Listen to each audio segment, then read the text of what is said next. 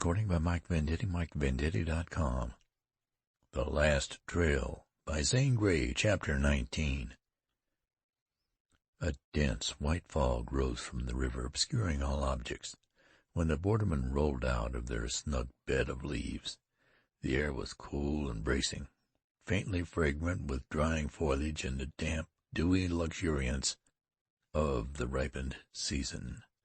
Wetzel pulled from under the protecting ledge a bundle of bark and sticks he had put there to keep dry, and built a fire, while Jonathan, fashioning a cup from a green fruit resembling a gourd, filling it at a spring near by. "Lou, there's a frosty nip in the water this morning," said Jonathan. "I reckon. It's getting along into fall now. Ain't it clear? Still, night'll fetch all the leaves and strip the trees bare as burned timber," answered Wetzel, brushing the ashes off the strip of meat he had roasted.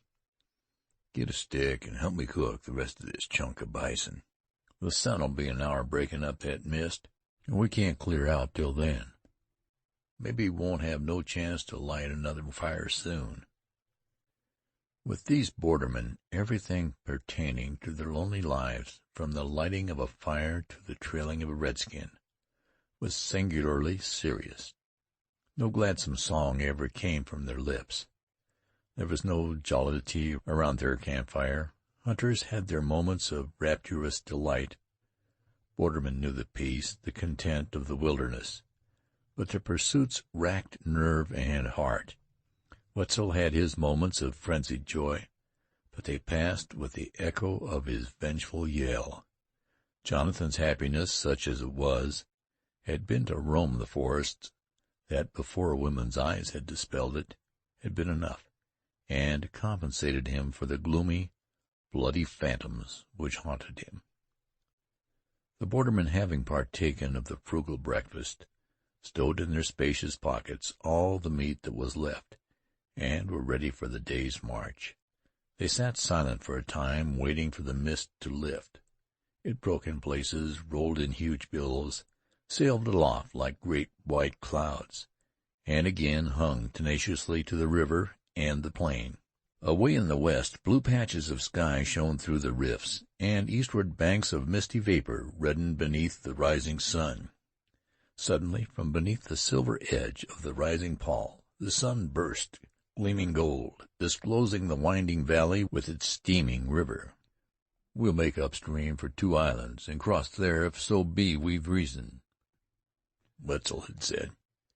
Through the dewy dells, avoiding the wet grass and bushes, along the dark, damp glades with their yellow carpets, under the thinning arches of the trees, down the gentle slopes of the ridges, rich with green moss, the bordermen glided like gray shadows. The forest was yet asleep. A squirrel frisked up an oak and barked quarrelsomely at these strange, noiseless visitors. A crow cawed from somewhere overhead. These were the only sounds disturbing the quiet early hour. As the bordermen advanced, the woods lightened and awoke to life and joy. Birds sang, trilled, warbled, or whistled, their plaintive songs peculiar to the dying season and in harmony with the glory of the earth. Birds that in earlier seasons would have screeched and fought now sang and fluttered side by side in fraternal parade on their slow pilgrimage to the far south. "Bad time for us, when the birds are so tame and chipper. We can't put faith in them these days," says Wetzel. "Seems like they never was wild, I can tell, 'cept at this season, by the way they whistle and act in the woods.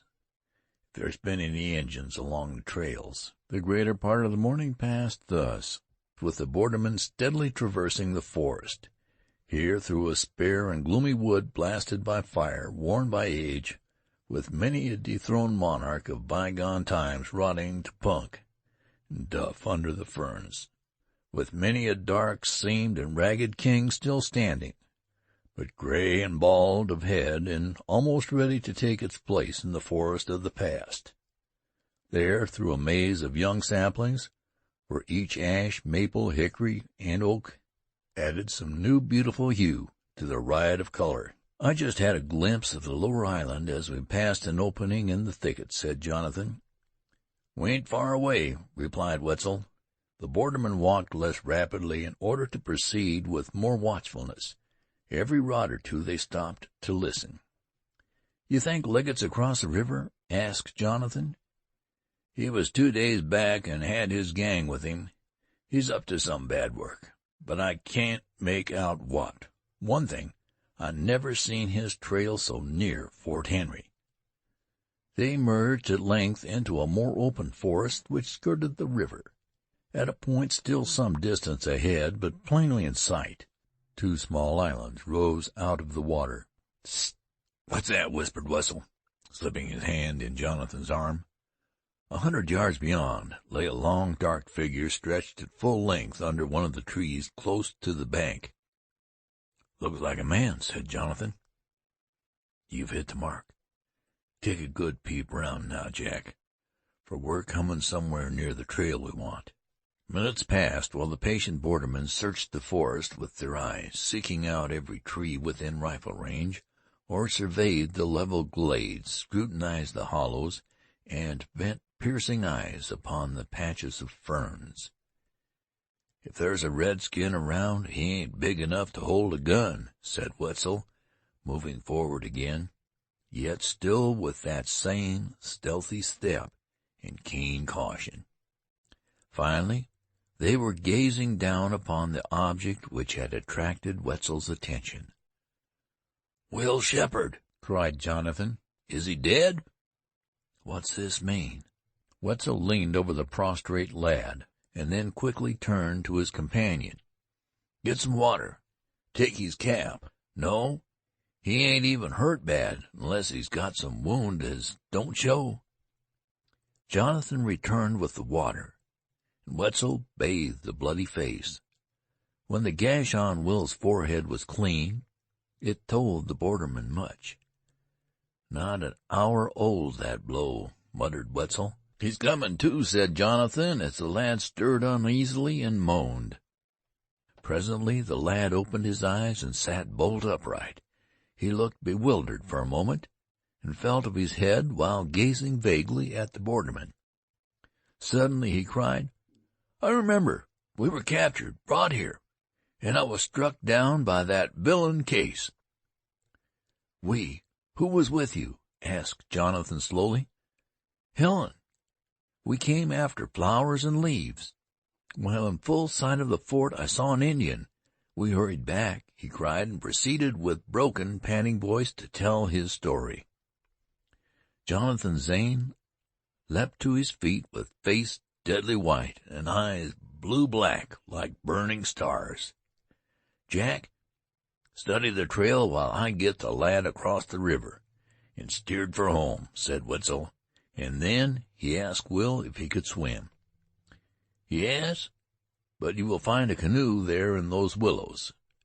Come, lad, we've no time to spare," added Wetzel, sliding down the bank and entering the willows. He came out almost immediately with the canoe, which he launched. Will turned that he might make a parting appeal to Jonathan to save Helen, but could not speak. The expression on the borderman's face frightened him.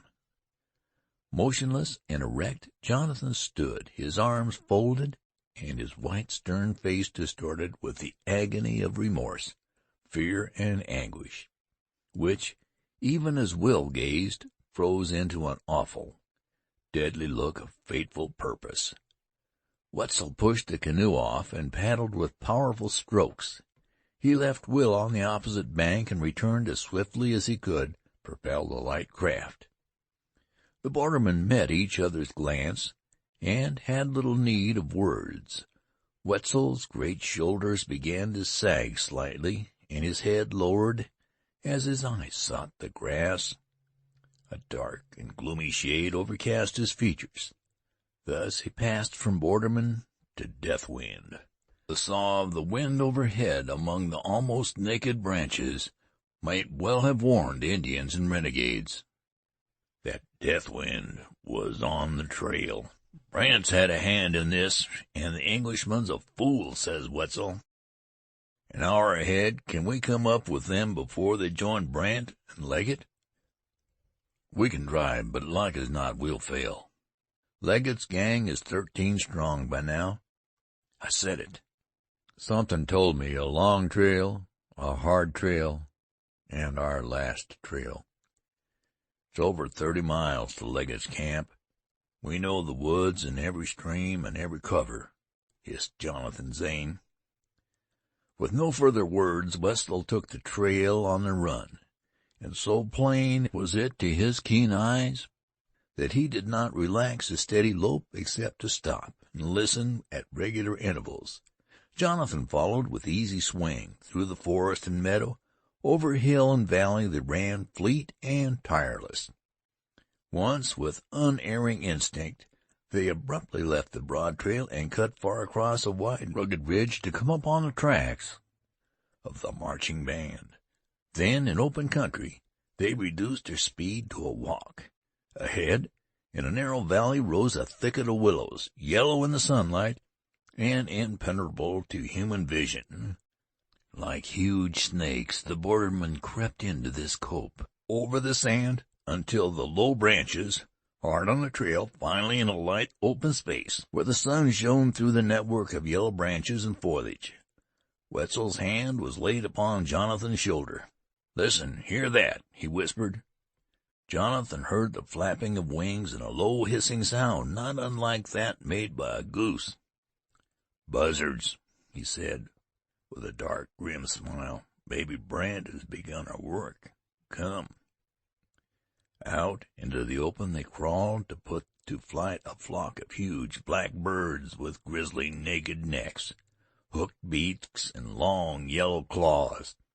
Upon the green grass lay 3 half-naked men, ghastly, bloody, in terrible limp and lifeless positions. Metzer's man Smith, Jinks the outlaw, and Mordaunt. Jonathan Zane gazed darkly into the steely, sightless eyes of the traitor.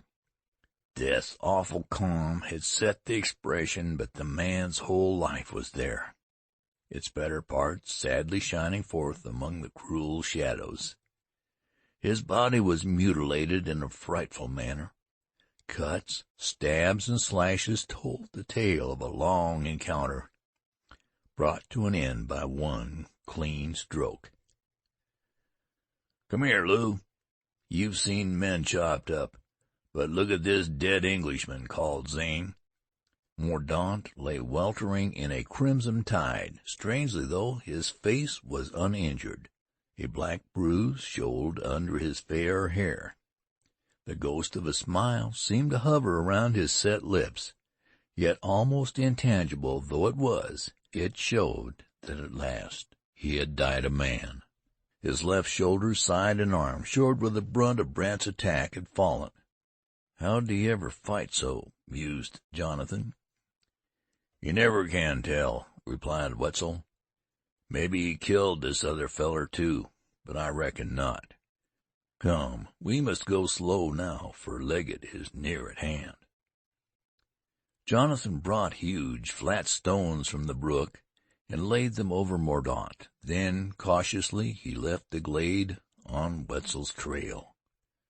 500 yards further on, Wetzel had ceased following the outlaw's tracks to cross the creek and climb a ridge. He was beginning his favorite trick of making a wide detour. Jonathan hurried forward, feeling he was safe from observation. Soon he distinguished the tall, brown figure of his comrade gliding ahead from tree to tree, from bush to bush. "See them maples and chestnuts down there?" said Wetzel, when Jonathan had come up, pointing through an opening in the foliage. "They've stopped for some reason." On through the forest the bordermen glided. They kept near the summit on the ridge, under the best cover they could find, and passed swiftly over the half-circle. Then, beginning once more to draw toward the open grove in the valley, they saw a long, irregular cliff, densely wooded.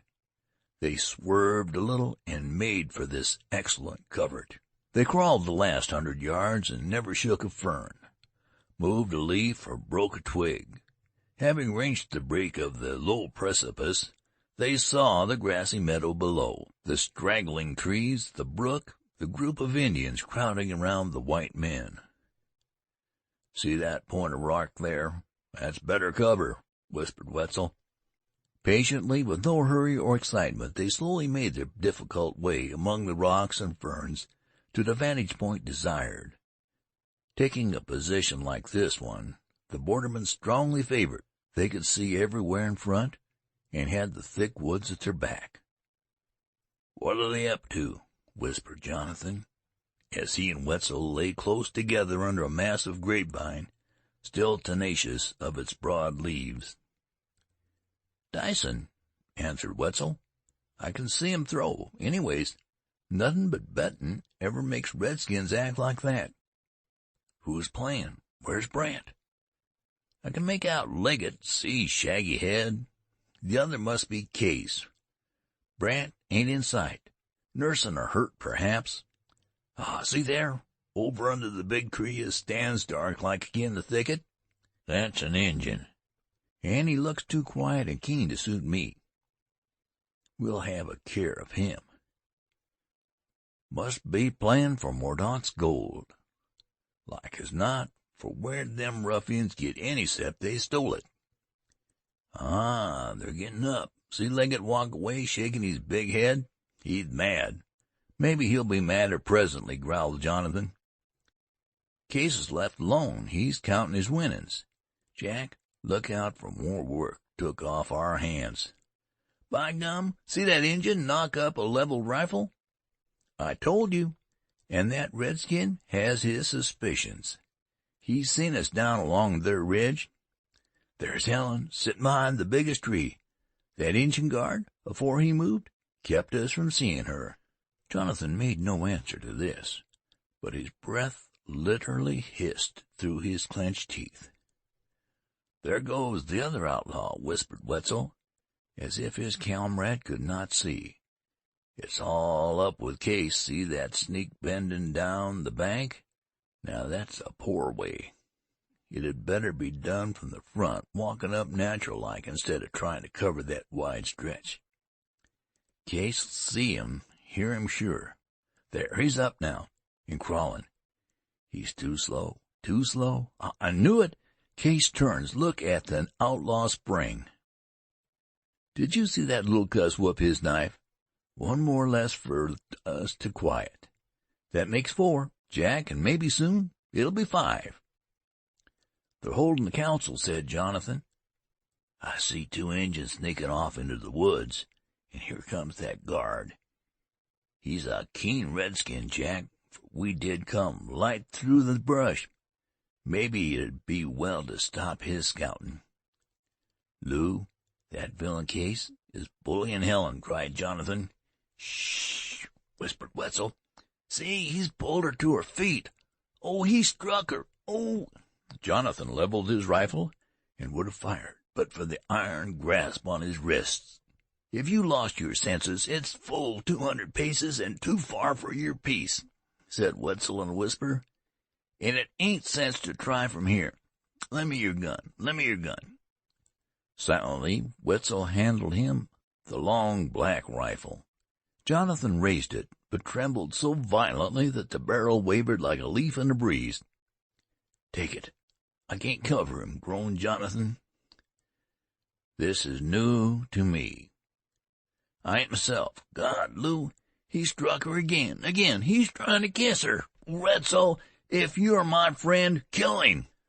"Jack, it'd be better to wait and—" "I love her," breathed Jonathan. The long black barrel swept up to a level and stopped. White smoke belched from among the green leaves. The report rang throughout the forest. "I saw him stop and pause," hissed Jonathan. "He stands, he sways, he falls. Death for yours, you sailor beast." End of chapter 19.